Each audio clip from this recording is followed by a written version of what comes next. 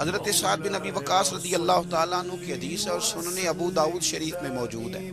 آپ فرماتے ہیں نبی پاک صلی اللہ علیہ وسلم کے ساتھ تھے ہم، اور ہم مکہ مکرمہ سے مدینہ طیبہ جا رہے تھے، حج کے بعد جا رہے تھے یا کسی اور سفر کے بعد واپس جا رہے تھے۔ اچانک رستے میں حضور گھوڑے سے اتر آئے، کوئی ایسی وجہ نہیں تھی، کوئی ہمارا سستانے کا ارادہ نہیں تھا، کوئی ٹھہرنے کا پروگرام نہیں تھا۔ سونے کریم رسول نیچے اترے اور حبیب پاک صلی اللہ علیہ وسلم نے نا ہاتھ اٹھا کے نا زمین پر بیت اللہ شریف کی جانب منہ کیا اور حضور نے دعا مانگنی شروع کر دی۔ دیر تک دعا مانگی،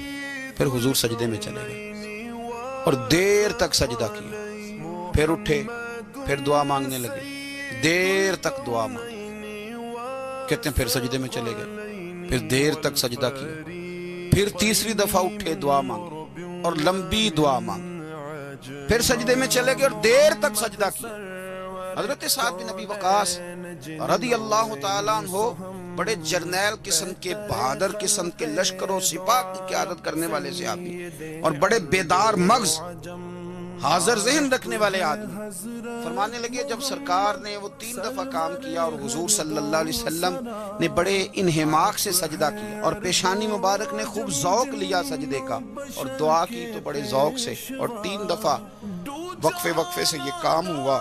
تو جب سرکار اٹھے تو میں نے فٹافٹ عرض کی، میں نے کہا یا رسول اللہ غلاموں کو بھی ذرا سمجھا دیں، ہم تو روز ہی آپ کے جلووں کا نیا رنگ دیکھتے ہیں پر یہ بھی ایک انوکھا رنگ دیکھا ہے، فرمائے۔ تو حضور فرمانے لگے میں جا رہا تھا، رستے میں پھر مجھے امت کی بخشش کا خیال آ گیا، یعنی مکہ سے نکل رہے ہیں، مدینہ شریف ابھی پہنچے نہیں، وہ بھی حرم ہے یہ بھی حرم ہے، یہاں بھی دعا حضور نے کی، وہاں بھی حضور ہر نماز میں کرتے ہیں، یہاں درمیان میں پھر خیال آ گئے، اللہ انہیں معاف کر،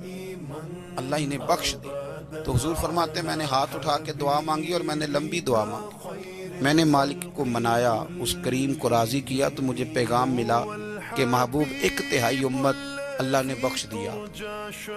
تو حضور فرماتے ہیں میں سجدے میں گر گیا، پھر میں نے دیر تک اس بات کا شکر ادا کیا۔ کریم فرمانے لگے پھر میں سجدے سے اٹھا اور پھر میں نے دعا شروع کر، دیر تک دعا مانگی تو پھر مجھے پیغام ملا کہ 1/3 کو اور معاف کر دیا گیا۔ حضور فرماتے ہیں پر اس کے شکر میں نے سجدہ کیا، دیر تک سجدہ کیا، 1/3 ابھی رہ گئی تھی۔ تو حضور فرماتے ہیں پھر میں نے لمبی دعا مانگی، پھر لمبی دعا مانگی، پھر لمبی دعا مانگی، دیر تک دعا مانگی تو آ گیا پیغام کہ محبوب راضی ہو جائیں، اللہ نے ساری امت کی معافی کا فیصلہ فرما دیا۔ تو حضور فرماتے ہیں پھر میں نے تیسرا سجدہ کیا اور سجدہ شکر کیا۔ فاضل بریلوی فرماتے ہیں ماہ مدینہ اپنی تجلی عطا کریں، یہ ڈھلتی چاندنی تو پہر 2 پہر کی ہے، اصل کریم کا کرم وہی ہے جو مدینے والے رسول کی صورت میں ہمیں عطا کیا گیا۔